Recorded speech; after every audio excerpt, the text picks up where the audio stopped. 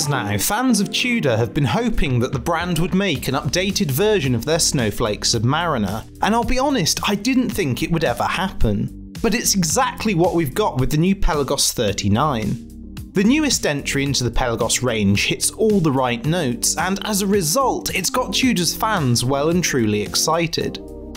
If you're wondering why there's so much fuss about the Pelagos 39, it all comes down to its dimensions.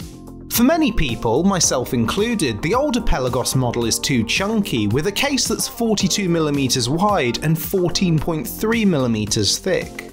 In comparison, the Pelagos 39 is infinitely more wearable, with a 39mm case, a 47mm lug-to-lug, and a thickness of 11.8mm. These measurements are a sweet spot for a lot of people, which is one of the reasons that people are so excited by this new release. And you might remember that this is exactly the same situation as when Tudor first released the Black Bay 58 in 2018. Whilst a lot of people liked the design of the Heritage Black Bay, they found it a bit large and a bit thick. So when the BB58 came out with the same design in a slimmer, slightly smaller case, people went crazy for it. The sizing of the Pelagos is also very similar to that of the old Tudor Submariners, which along with the overall design is one of the reasons it's been touted as a modern Tudor sub. Plus, as the case and bracelet are made from grade 2 titanium, the watch is of course exceptionally light, which only helps improve its wearability. Whilst the case shape is virtually identical to that seen on the 42mm Pelagos, the case on the Pelagos 39 has chamfered undersides that help make the watch look even thinner, as well as making the watch slightly more comfortable to wear. Now, you get two strap choices with the Pelagos 39. The first option is the titanium Oyster bracelet, which features Tudor's T-Fit clasp. It's quite a large clasp, but I don't find it overly big. Plus, the T-Fit system offers 8mm of on-the-fly micro-adjustment across 5 positions, which really helps you to get the perfect fit. There's also a diver's extension so that you can wear the watch over a wetsuit should you actually want to dive with it. You also get a complimentary rubber strap with the watch that uses the end links from the bracelet.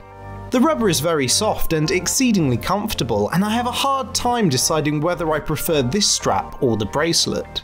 However, whilst I think both the standard strap options are great, I'll still want to try the watch on some aftermarket straps. The only fly in the ointment is that the lug width is 21mm, a somewhat unusual and frustrating choice by Tudor. Now, whilst its design is pretty similar to that of the 42mm Pelagos, the Pelagos 39 isn't just a downsized version of the older model.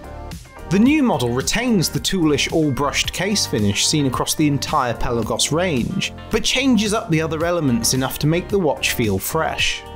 For starters, the ceramic bezel insert has a sunray finish that offers some interesting light play, changing from black to grey depending on the light. The dial has a sunburst finish too, but it's incredibly subtle and it's therefore barely noticeable. That's not a criticism though, because it keeps the Pelagos 39 looking like a no-nonsense diver, whilst enhancing the colour of the dial just a little bit. When it comes to the applied hour markers, on the one hand they're pretty boring because they're just white blocks, but what's cool about them is that they're made from a luminous ceramic composite. The Snowflake handset is painted white to match them, and the result is a high contrast dial that's just what you want on a serious dive watch. The retort has also been simplified over the one seen on the 42mm Pelagos, and it no longer has the hour markers cutting into it. However, it's still sloped, and with the minute track printed along it, it helps add some depth to an otherwise simple dial. Another change that's sure to be popular is a reduction in the amount of dial text, from 5 lines at 6 o'clock on the 42mm Pelagos to 4 on the 39.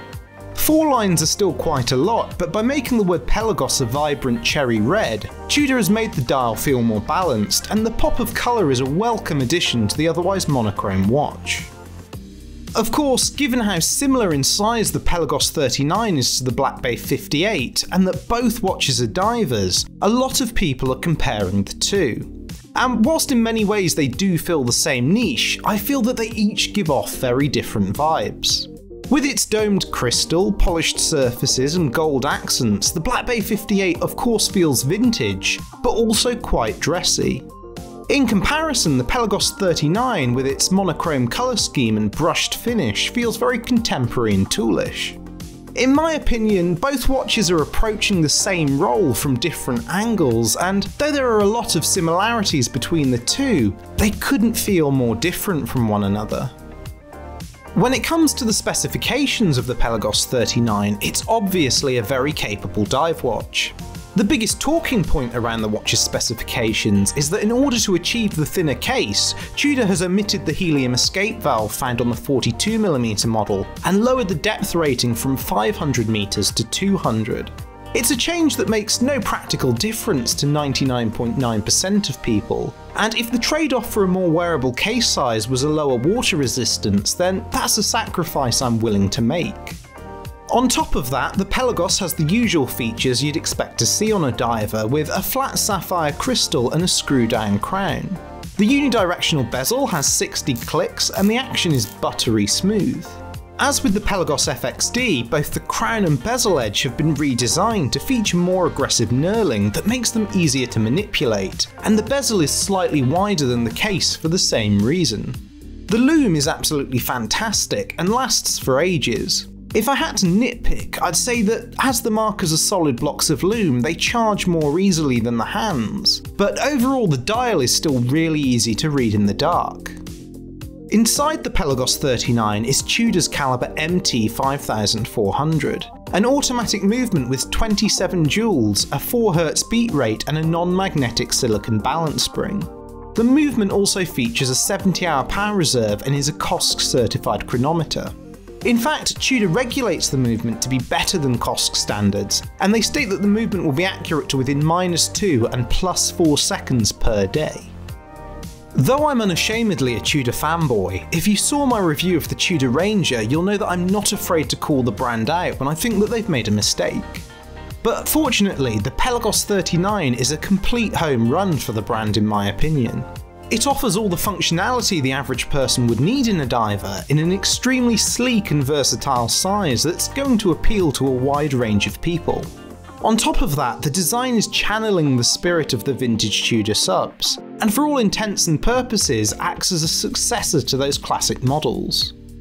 Lastly, I realise I haven't mentioned the price yet.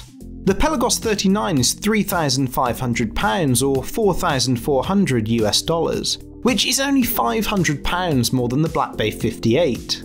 Given that the Pelagos offers a ceramic bezel, titanium construction and a T-fit clasp, I say that that's a very fair price indeed.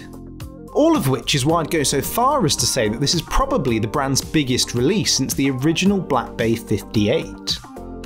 Anyway, that's it from 12 and 60. I hope that you enjoyed the video, and if you did, don't forget to like it and subscribe to the channel. Also, please let me know your thoughts on the Pelagos 39 in the comments, and I'll catch you on the next one. Cheers!